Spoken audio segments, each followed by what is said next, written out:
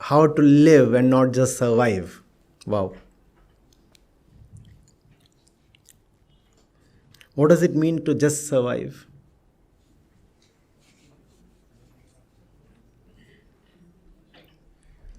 It means to exist for the sake of the body. I'm just trying to put in certain technical terms for the sake of clarity. If most of your waking time is spent in pursuit of physical sustenance or physical pleasure, then you are just surviving.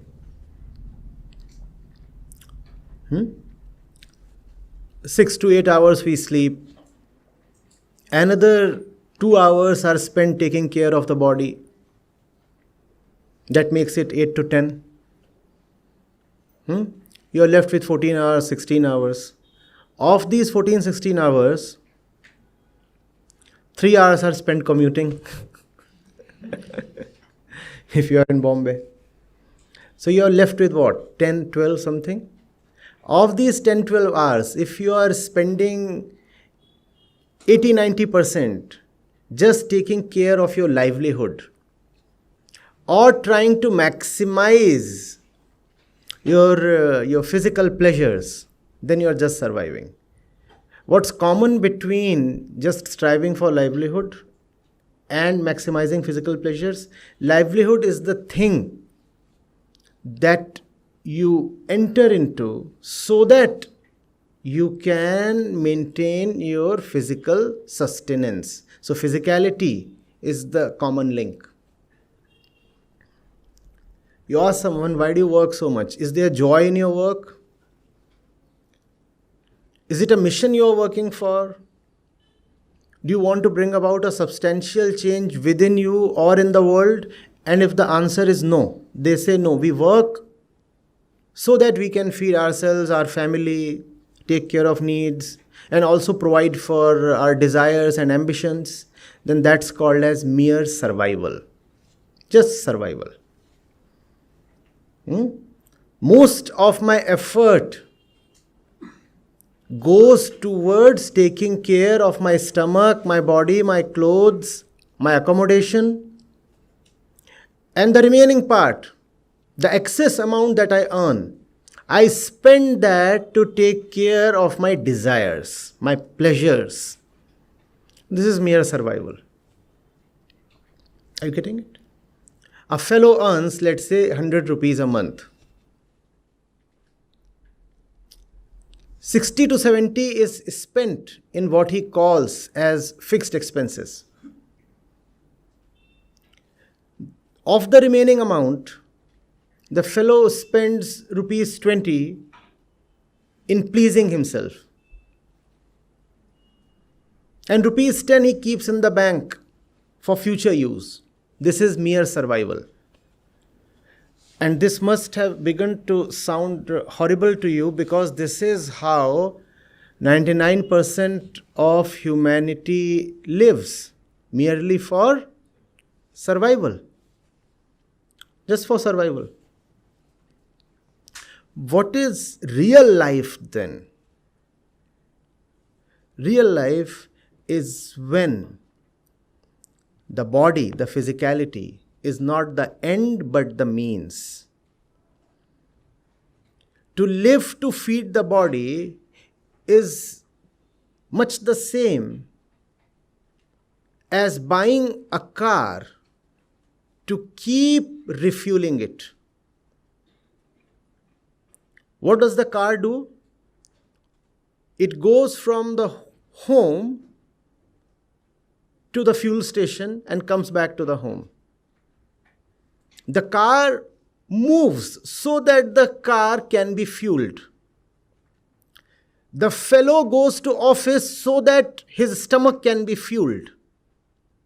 He goes to office so that he can enough for his stomach, both the stomachs.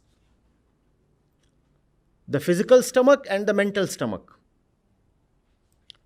Why does the fellow go to his office? So that the stomach can be fueled.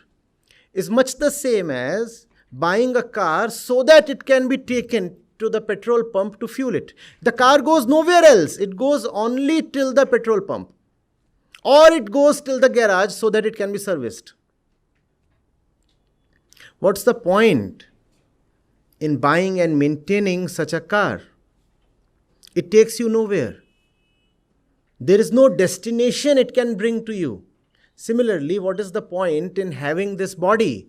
If the entire life has to be spent just servicing this body, and by body, I mean both the physical body and the mental body, just as the stomach is both the physical stomach and the mental stomach. And the mental stomach, we all know, is hungrier than the physical stomach. Are you getting it? What is the point in having the body? By body, I mean the body and the mind. If the entire life you are working just to feed the body and the mind, how does the body demand to be fed? Through food, through clothes, and through shelter. These are the three things that the body wants. How does the mind demand to be fed? Infinite appetite. Unending desires. Both of these keep demanding, please feed us, please feed us. The body says, give me a better house, give me better clothes. The mind says, that's what I want to have. That next thing remains to be achieved. I must have that. And life is spent just servicing the body-mind complex. It's been 10 years since you bought that car. And it has never taken you anywhere else. And there is so much in the world, great and beautiful, that you must go to. But your car takes you nowhere because all your time you are just servicing the car. The car is of no use to you. Instead, you are being used by the car. You do not own the car owns you. You are a slave to the car. Similarly, we are mostly slaves to our car. This is our car. You have been gifted with this so that you can use this to reach somewhere in life. Instead, we act as slaves of the body. Don't we, usually? The body decides what we'll do. And body means body-mind. The body and the mind decide what you ought to do. And the mind is nothing but an outgrowth of the body. Our desires, our thoughts, they arise from our physicality, don't they? Your hormones shift a little and your mood shifts. Does that not happen? So what you call as your mental emotions are nothing but physical things in motion. So of what use is life then? If all you have to look for is physical, mental security and fulfillment of blind desires. You live when there is something beyond physicality to live for. Do you have that? As young people, this question should be very, very important to you. I do not know whether we'll ever meet again. I do not know whether my words will mean anything to anybody at all, but if even one person here finds some significance in what is being said right now, the very center of life within will experience a change. I meet 25 and 35-year-olds now, and they say that it's probably too late. Why couldn't we meet you when we were in college? And every day there are like hundreds and thousands of messages, emails. Sir, what you are saying is perfectly right, but it's just too late for me now. I'm 30. Fortunately, you are not yet 30. So you are just in the right place to decide what your life is for. Servicing the stomach and the mind, or for reaching a lovely destination. Life is not about eating, breathing, sleeping, walking. You cannot even be called as living if you just eat, breathe, sleep, walk, take a bath, and gossip. One cannot even be called alive. Technology is progressing at such a rapid rate. We actually have robots today that can do most of what a normal human being does. Robots can even emote because emotions are just chemical. Therefore, robots too can be made to emote. What's the problem in having a chemical arrangement that generates emotions? No issues. Is there something in life beyond what a robo can do? You say, I'm not dead, I'm alive. Why? You see, because I walk. Even a robo can walk. I speak, even a robo can speak. I see, even a robo can see.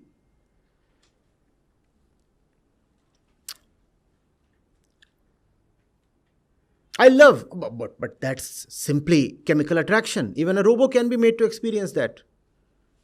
Just Google and you will find robots falling in love.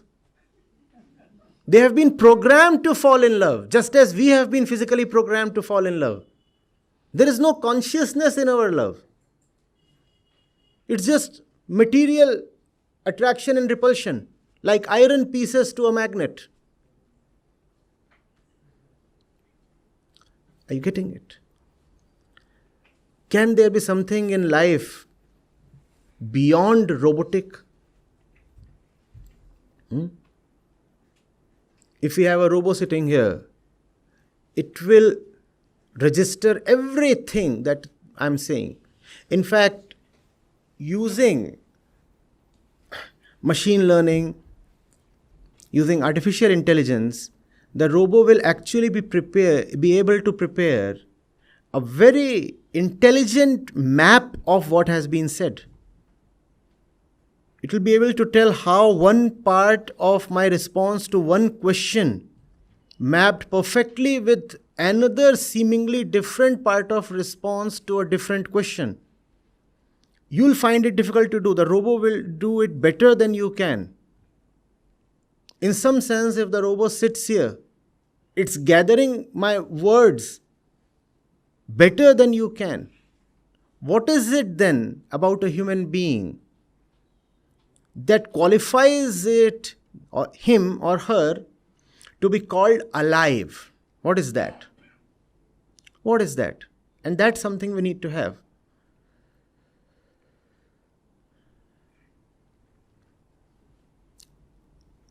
You're waiting for me to give the answer? That's robotic. A robo can never exceed its programming. A robo can never go beyond its programming. 1,000 years from now, when you will have unimaginably fast and smart supercomputers, the supercomputers of today will appear like an abacus in front of them. That kind of computing ability you will have. 1,000 years is too much. Within 50 years. That's the rate at which computer science is progressing. Even then, no computer will ever be able to go beyond what it has been created for. No machine, therefore, can ever be free. And that's the only characteristic of living. can there be freedom. No machine is free. All machines are operated by some operator outside of them. They are designed by a designer outside of them. They are programmed by a programmer outside of them. They therefore cannot be free. Can you be free? And if you can be free, then you have lived. Otherwise, you have just existed and survived. Like a piece of flesh. They're the bacteria, fungi, insects, the whole lot of animals, they all exist, don't they? And there's nothing wrong in their existence because they are not even supposed to be free. They don't even want to be free. But human beings, if we are not free, something within us keeps weeping, does it not? You can very coolly have dogs as pets and kitten. And if you feed them well and if you treat them well, they'll never go away. Even if you push them out of your house, you'll find them returning. Right? And you take them out for a walk.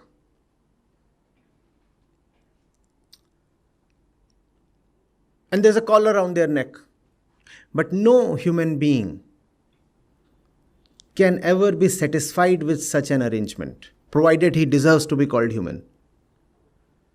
No human being will ever say that if I get fed properly and if I am given enough money and if I am given a cozy place to live in and a nice bed to sleep in, I'm ready to live like a dog in your house. No human being will say that, because human beings are constituted to value freedom more than anything else. The dog will happily survive in its bondages. Man cannot happily survive. We know of people who would rather die than be enslaved, right? I hope we all were like that. I prefer death over slavery or bondages. That's the defining and exclusive characteristic of a truly alive human being. Freedom. Freedom from everything. Freedom from your external masters, and more importantly, freedom from your inner conditioning. Inwardly, we are badly conditioned. Each strand of your hair, every particular cell in the body is simply conditioned. There's nothing new in life, therefore. That which you are doing, that which you are experiencing, your emotions, your thoughts, your instincts, your reactions, they are all pre-scripted in a sense. And on top of that script, there is another script imposed on you by the society.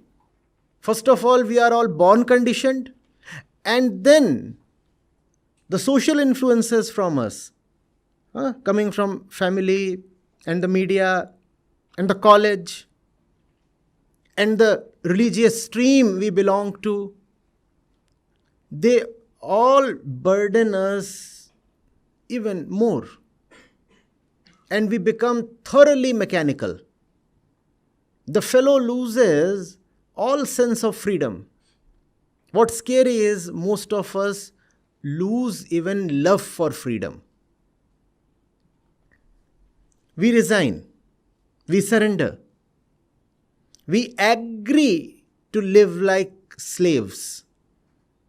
We start calling the master's orders as our own thoughts and desires.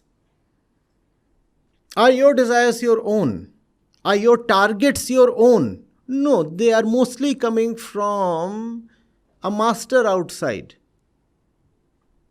who's dictating terms to us. Sometimes we know the master. Most of the times we do not even know that the stuff we are chasing is actually of no use to us. Some blind force has taught us to respect something, to chase something, to value something, to live for something, and we are blindly obeying the commands. Like a clerk receiving dictation from an officer.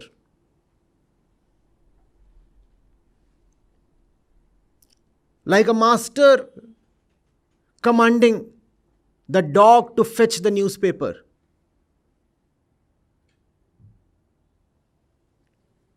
Like a programmer asking the machine to fetch a certain result. That's how most of us live.